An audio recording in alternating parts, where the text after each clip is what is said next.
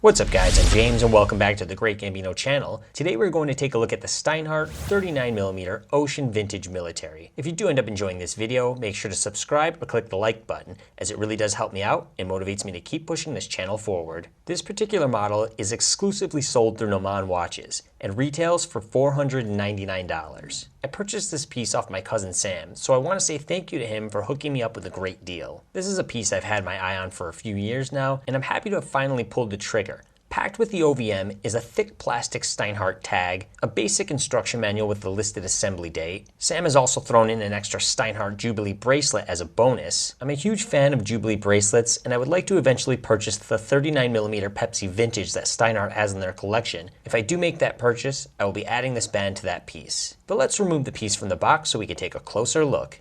This is a piece that was originally released with a 42mm case and was extremely well received by the watch community. Through the years, customers requested smaller watches, as many were done in that same 42mm size. Eventually, Steinhart answered the request by releasing a variety of more popular pieces in a 39mm case size, just like this 39mm Ocean Vintage Military we see here. In the past, we have reviewed many other Steinhart watches on this channel, such as the 42mm Ocean 1 and the 39mm Pepsi GMT. I will have links to those down below in the description. This particular Homage watch is based off of the Rolex 5517 mil sub that was a military-issued Submariner for the British Royal Navy in the early 70s. I got that information from wornandwound.com. There will be a link down below to the website if you'd like to dive deeper into the history. Real quick, I'll give you some measurements. We have a width of 39mm, lug to lug is 47mm. If you want to change out the band, it's 20mm, and we have a case thickness of 14mm. There's a deep, high-quality stamped Steinhart logo on the screw-down crown, and the piece offers 300 meters of water resistance. Let's go ahead and hear what the winding function sounds like.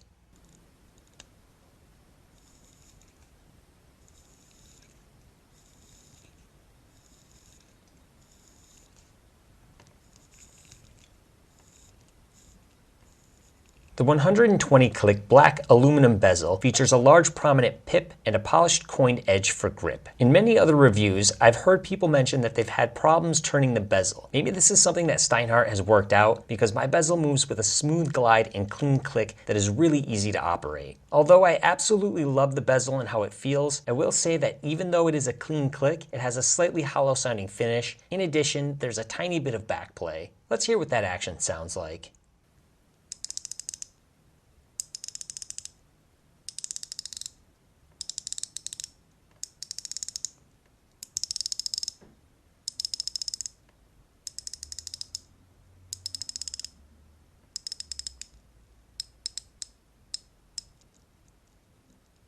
Steinhart has used a domed piece of sapphire crystal with an AR coating on the underside. You are going to have some glare due to the shape of the glass, but like all of the other Steinharts I've handled, it's a quality coating that does its job within reason. One of the things I've noticed throughout the last few weeks wearing this watch is that when you position glare from a bright overhead light directly into the center of the dial, it creates a beautiful blue ring at the edges of the glass. Definitely makes this piece more visually pleasing on the wrist, and it's one of the things you'll notice in person that I don't believe the store advertisement photos do justice.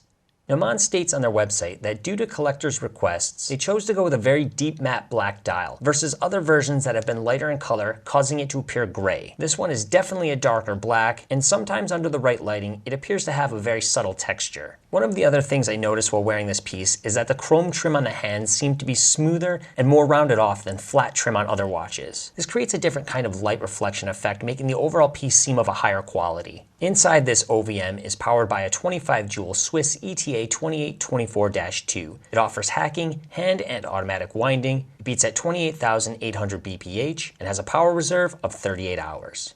Taking a look at this 316L stainless steel case, you will notice the satin brushed finish on top of the lugs in combination with the high polished sides. It's an overall excellent job, and I'm very impressed. This watch is not a limited edition, but a numbered limited production watch. And looking at the case back, you can see the individually engraved serial number uniquely branded on each piece. The satin brush pattern of the case is continued on the stainless steel oyster bracelet. Turning to the side, we can see another high polish job. I want to add that all the links and end links are solid, and the band tapers from 20mm to 16mm by the base. All of the pins are screwed down, creating easy link removal. The clasp is very nice with high polished chamfered edging and a branded flip lock. We have a couple of micro adjustments on the side to help get a perfect fit. Let's open up the clasp. I do have trouble opening it as it seems to get stuck. I wanted to share a little tip if you're having the same problem with yours. What I found is that if you open the clasp from the bottom like this, it opens extremely easy. So hopefully that helps a few of you out. And on the inside, we see there are milled parts. But let's go ahead and take a look at the lume. The hour markers are filled with old radium looking superluminova, while similar superluminova has been applied to the minute, hour, and second hands. I have worn this watch many nights, and I'm extremely impressed with the lume. It's very bright, easy to read, and long lasting. Here's a side-by-side shot next to an American quarter to give you a better representation of the scale. And here's a shot on my 6.75-inch wrist. I absolutely love how this watch looks, and it's extremely comfortable. Sometimes you get lucky and find a watch that sizes up perfectly to your liking. That is how I feel about this 39mm OVM, and I will be more than happy to keep this piece in my collection. But let's go ahead and cut to the outdoor shot so I can show you that natural light reflection.